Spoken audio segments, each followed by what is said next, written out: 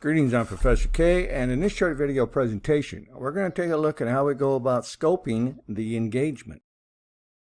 So once all the interviews are done, once the assessment that you're going to perform has been clearly defined, you're going to create a scoping document that's going to provide a sum of all the boundaries for that particular engagement. The boundaries are very important because if you don't identify the boundaries that are exclusive for this particular engagement, you're opening yourself up for some serious scope creep, which we're going to discuss in just a moment. So your scoping document will be a combination of all the items to be tested or to be specifically excluded from that engagement, and it will provide a clear understanding between both parties. It is necessary to prevent unaffiliated systems from being compromised.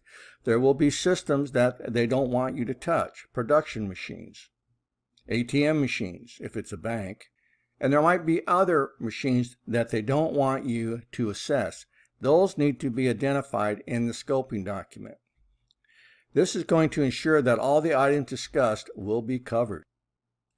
Your scoping document is going to discuss the demographics of the organization. You've identified what threats could be potentially harmful to that organization, what assets need to be protected, and the architectural design of the organization. You're going to have to gather system information, components, users and roles, interfaces and entry points, authentication model, authorization model, in-scope and out-of-scope items, and languages.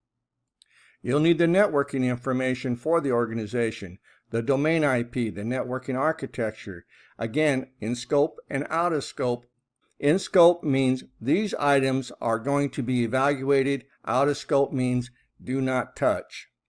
You need the system information, IP addresses, the operating systems, web servers, DNS servers, other services, file system structure, again with the in-scope and out-of-scope items.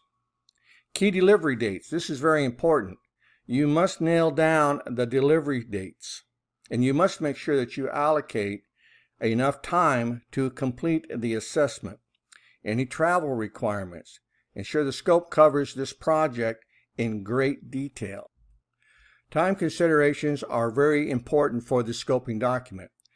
If you don't provide enough time, you will struggle to finish on time, and you will miss the delivery or provide an incomplete report, and that you do not want to do. But if you provide too much time, the client is not going to want to pay you for your services. Clients will always want something for nothing.